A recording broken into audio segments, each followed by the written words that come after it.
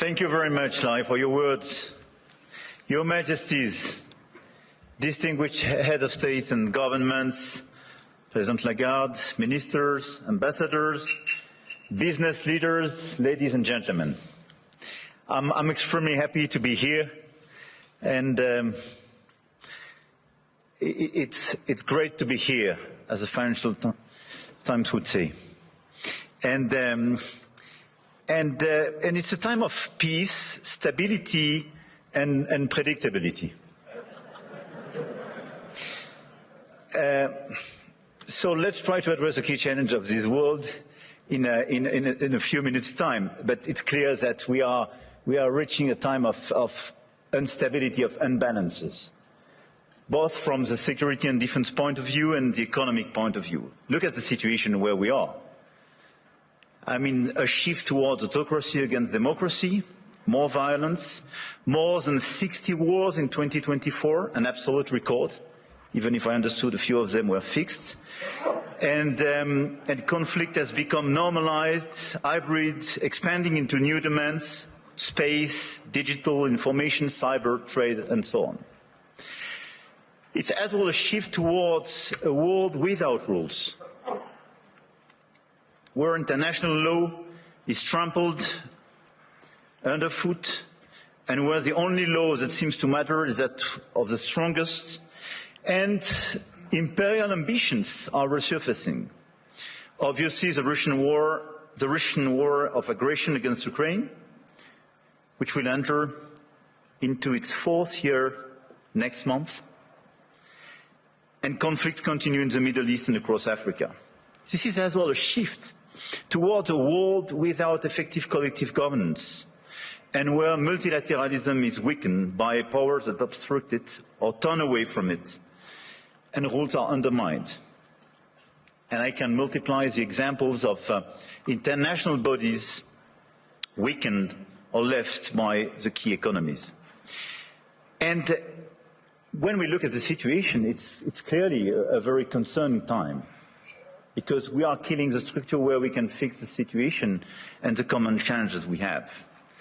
Without collective governance, cooperation gives way to relentless competition. Competition from the United States of America through trade agreements that undermine our export interests, demand maximum concessions, and openly aim to weaken and subordinate Europe, combined with an endless accumulation of new tariffs that are fundamentally unacceptable, even more so when they are used as leverage against territorial sovereignty. And competition from China, where massive excess capacities or distortive practices threaten to overwhelm entire industrial and commercial sectors. Export control has become more dangerous new tools, destabilizing global trade and the international system. And the answer, in order to fix this issue, is more cooperation and building new approaches. And it's clearly building more economic sovereignty and strategic autonomy, especially for the Europeans, which is for me the core answer. In this context, I want to exclude 2 approaches. The first approach would be to, I would say, to passively accept the law of the strongest, leading to vassalization and bloc politics. I think accepting a sort of new colonial approach doesn't make sense. And all the head of state and government and business leaders, which would be too complacent with such an approach, will take a huge responsibility. The second will be to adopt a purely moral posture, limiting ourselves to commentary. That path would condemn us to marginalization and powerlessness. Faced with the brutalization of the world, France and Europe must defend an effective multilateralism, because it serves our interests and those of all who refuse to submit to the rule of force. And for me, the 2 answers are, on one side, more sovereignty and more autonomy for the Europeans, on the other side, an efficient multilateralism to deliver results through cooperation. Obviously, France and Europe are attached to national sovereignty and independence, to the United Nations and to its Charter. And it's not an old-fashioned way to live multilateralism. It's just not to totally forget what we learned from the Second World War and remain committed to cooperation. And this is also because of those principles that we have decided to join the mutual exercise in Greenland without threatening anyone, but just supporting an ally and another European country, Denmark. Facing this order and this new situation, this year France holds the G7 presidency with a clear ambition to restore the G7 as a forum for frank dialogue among major economies and for collective and cooperative solutions. Trade wars, protectionist escalation, races towards overproduction will only produce losers. This is why addressing global economic imbalances is our key priority. And if we look at the situation, the current imbalances are due to some key phenomena, and we all have to deliver our own agenda.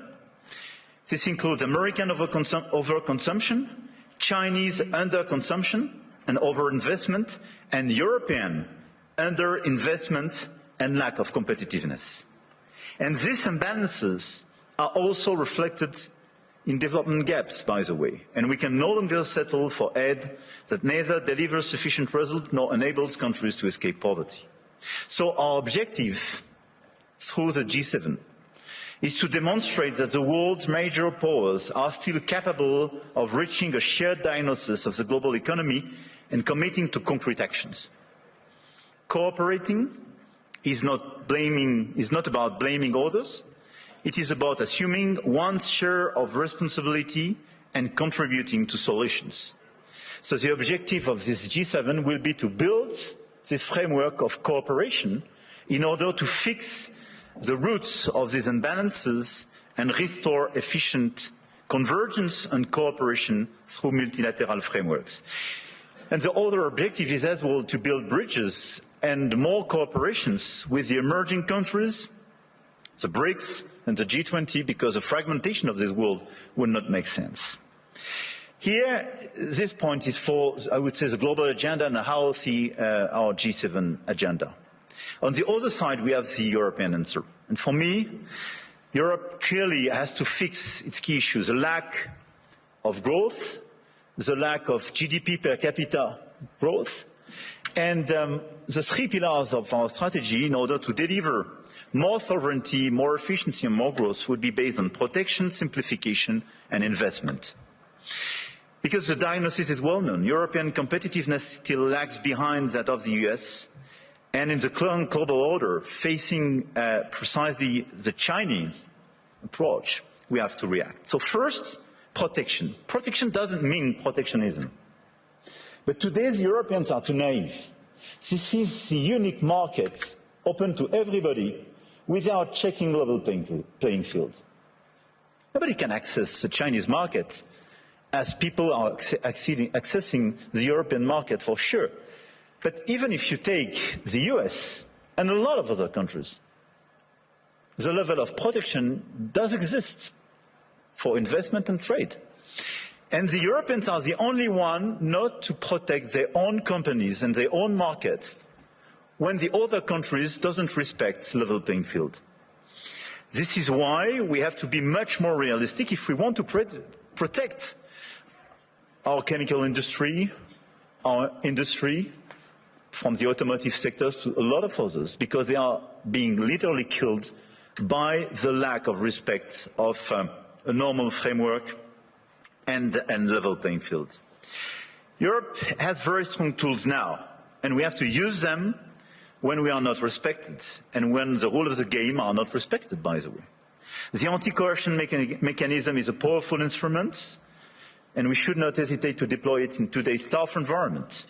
We must also advance the principle of European preference.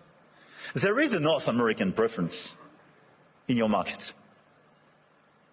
There is no European preference today. We are progressively creating it, and in the latest documents and decisions taken by the decisions, we do have the first examples of that, but this is extremely good. And we are currently aligning closely with Germany to deliver an ambitious and simple framework. And this is a decisive project, and I count on the European Commission to present a proposal as well by early 2026 with the highest possible level of ambition in order to deliver, I would say, across the different sectors, the principle of European preference. This is a necessity. We must act on imports as well regarding this protection issue. And in the context of escalating trade tensions and Asian overcapacities, Europe must strengthen its trade defense instruments, including mirror measures to enforce regulatory standards, and we must improve the quality and added value of foreign direct investments, targeting projects with strong export potential. And this is core for the rebalancing with China. China is welcome, but what we need is more Chinese foreign direct investment in Europe, in some key sectors, to contribute to our growth, to transfer some technologies, and not just to export towards Europe some devices or products which sometimes don't have the same standards or are much more subsidized as the one being produced in Europe. It's not being protectionist, it's just restoring this level playing field and protecting our industry. So from safeguard clauses to mirror clauses to European preferences and incentives for more FDIs, this strategy is absolutely key. And in parallel, protecting our economies will also require a resilient strategy on both imports and exports to de-risk supply chains, particularly for raw materials, rare earths, semiconductors, chips, and to diversify our trade partners. The second pillar of the European economy and the European strategy should be simplification. And when I speak about simplification, we started with CSRD, CSDDD, and we have to do much more on different sectors, and we did it during the past few weeks on automotive, and we have to do it on chemical, digital, AI, banking, and so on. And the core of this simplification is sometimes to get rid of some recent regulations when they desynchronize in a certain way the European Union in comparison with the rest of the world. But we have as well to accelerate the deepening of the single market. On all these sectors, the 450 million inhabitants and consumers market should be the domestic market of all the EU companies. It's not yet the case as long as you have complexities. In doing so, we must ensure respect, technological neutrality and non-discrimination within the European Union. This is another pillar, another point of simplification. Neutral approach in terms of technology and non-discrimination. We discriminate during such a long time between the different sources of energies. It's counterproductive for the Europeans themselves. Companies have a role to play, and we must act, and you must act. And clearly, you must help identify and concretely help us to simplify where it is needed. But for me, this agenda of simplification is not a matter of discussion, but just implementation, speed and scale. The third pillar of the European strategy for more competitiveness and more autonomy is based on investment and innovation. We have to invest much more. If there is a GDP per capita so different between the US and Europe, 65% to 70% of the explanation is due to the difference in terms of innovation. And the US was much more innovative because of public and private investment. So in our budget for the months to come, because we will negotiate during the years, this year in Europe, we have to invest much more money in the critical sectors where the innovation will be made. AI, quantum, green tech, but as well defense and security. The size of our common budget is not the right one. We have to invest much more money in order to be much more credible and accelerate this innovation agenda. But at the same time, if you look at the situation, we don't have sufficient private investment, and this is one of the main differences. We do have the savings as the Europeans, much more than the US, by the way, but this saving is overinvested in bonds, and sometimes in equities, but outside Europe. So this is why the top priority should be securitization program. It is prepared, we have to accelerate the implementation. And second, capital market union. Precisely in order to have more integration and simplification, but to have an efficient capital market union in order to invest much more money and use our savings to be invested on innovation and equity in Europe. This agenda for me is our top priority, both the global and the European one. And it is to be implemented in the months to come, because everything is about acceleration. And France is committed to deliver this agenda. We work very closely with our key partner. And at the same time, our objective for France is to stabilize our results and our macro approach, and to remain the highly attractive country we are. We've been the most attractive country of Europe during the past 6 years, and to consolidate our deep structural reforms and our key advantage. And on top of the business framework we have, I want here to insist on the fact that we have a competitive, stable, low-carbon electricity supply. We exported last year 90 terawatt-hours of electricity, and a low-carbon one, based on our nuclear model. We have world-class innovation and research capabilities, and we will improve them. And we have one of the most vivid and active ecosystem in AI, quantum computing, energy transition, etc., and a lot of the startups and unicorns and large caps of these sectors are with me in my delegation today. And on top of that, let me insist, and I will stop here, on the fact that we have a high-quality infrastructure and large market with strong purchasing power. And we have a place where rule of law and predictability is still the rule of the game. And my guess is that it is largely underpriced by the market. And beyond what you can do in terms of investment, what you can do in terms of strong ambitions, having a place like Europe, which sometimes is too slow, for sure, and needs to be reformed, for sure, but which is predictable, loyal, and where you know that the rule of the game is just the rule of law, it's a good place. And I think this is a good place for today and for tomorrow.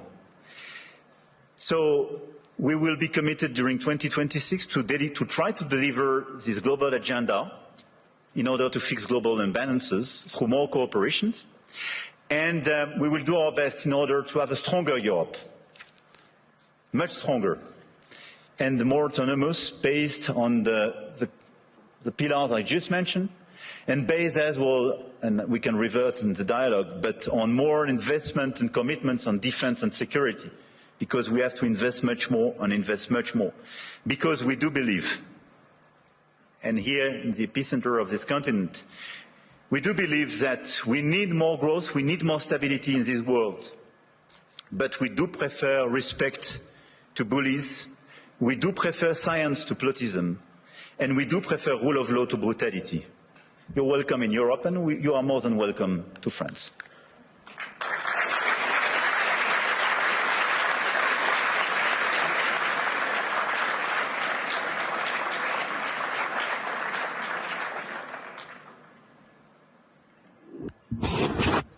What I'd really like to ask you is, how's your last few days been?